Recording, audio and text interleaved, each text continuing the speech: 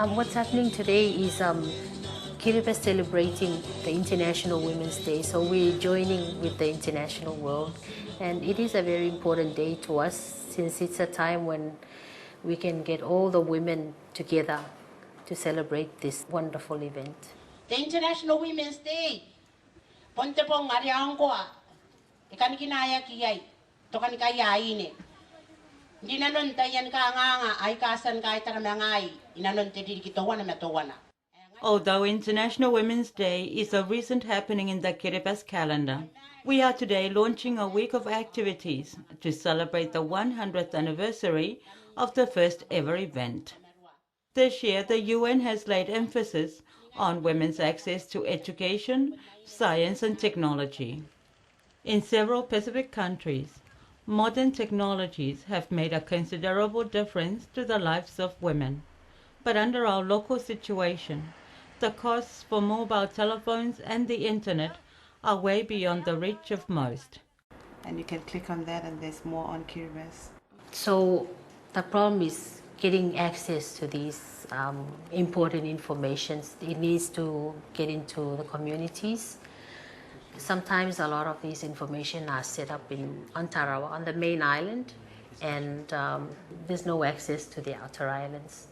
With regard to education, nearly all girls in Kiribati have access to basic schooling, and education is one area which is undergoing a major reform.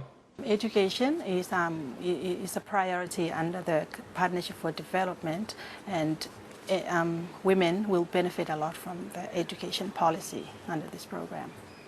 Records have also revealed that attendance rates for girls are higher than that of the boys. I believe that our girls are very able. Even though the girls tend to have multiple roles, like they'll go back home and they'll do most of the work at home, they still tend to perform better than the boys. So this is quite an achievement. There has never been any kind of equal opportunity policy in Kiribati. But despite that, the presence of women's dedication, competence and ability has made a major impact in the government service, and much more so than in most countries in the region. We are very proud that at this time we have so many permanent secretaries in government that are women. 50% of the secretaries are women, and secretary to cabinet is a woman, and the vice president is also a woman, and we're very proud of this. Our vice president has been representing her island since 1998, and to make her point, she quoted from an old Chinese proverb.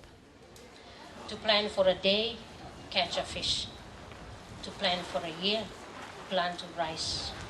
To plan for a decade, plant a tree. But to plan for a lifetime, educate a girl. The Kiribati experience would suggest that these are wise words indeed. My approach for it is to just empower all women and keep asking them to believe in themselves and to go out there and do what they need to do, whether they're business ladies or mothers at home. You know, people don't believe motherhood is a profession, and a lot of people argue about that, but I believe there's a lot of things we need to thank our mothers for, because the world wouldn't be as it is if it wasn't for mothers, and we wouldn't be where we are if it wasn't for mothers. And yes, we need to empower our women in Kiribati and give them the channel to speak, the platform to say what they need to say and not be threatened or asked to keep quiet. In the Maniaba, I believe we're slowly getting there. I just think we need to have more women in parliament. We're working with the Pacific Island Forum in trying to increase political participation. We've also already endorsed an action plan to work on this. To me, women always have to do double jobs in everything they do, as an employer and also as an MP. As an MP, they do their job as an MP and also their domestic duties. So I guess that's an extra challenge for the women. But the other challenge is maybe getting the men to accept the women as equal partners in development and also in leadership.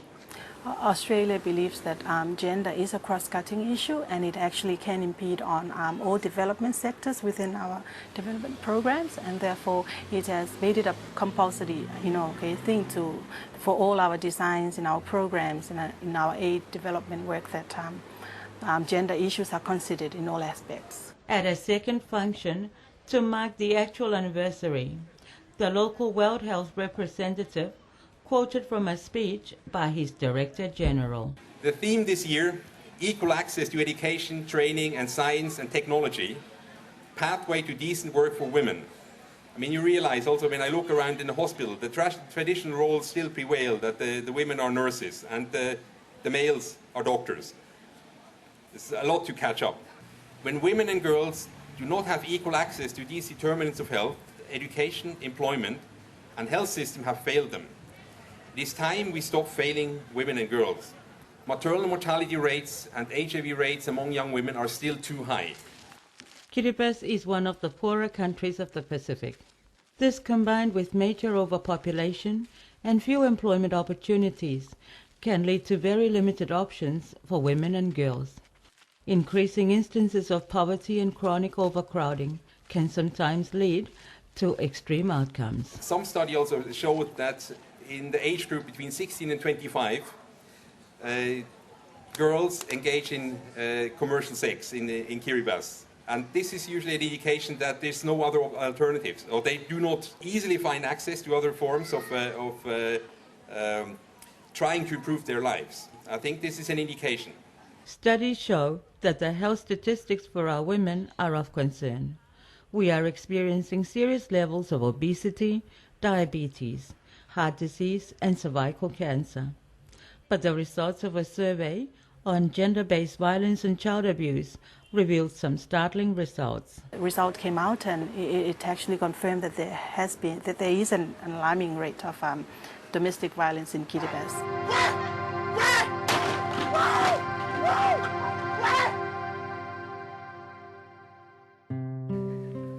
The SBC AusAid-funded survey revealed that 68%, that is 2 out of every 3 women, had experienced some form of gender-based violence in their lives. The reasons for gender violence are many and varied.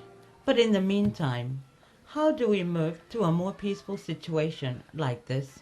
We're also working in proposing for legislation changes. If there are laws to protect them, then the women will feel that they are really protected.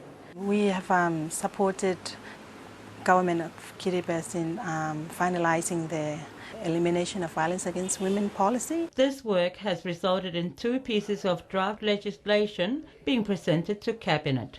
Both AusAid and government of Kiribati is looking forward to the endorsement of this EVOL policy, because it will actually highlight or pave the way and now we develop a program of support that will benefit these women in future. We need to get a lot of success stories out there on women and how much they can really contribute. Only when we can change the negative to positive can we really let them shine. Over the past week, we have witnessed the women's effort in promoting their rights, and they have actually, telling us that they needed government and donor support, and we're here and we're planning and we're hoping to be of assistance to them in their work. Throughout history, our ancestors have shown great resilience and strength of spirit in overcoming adversity. The challenges women face today will be met with equal commitment as we make the journey towards victory.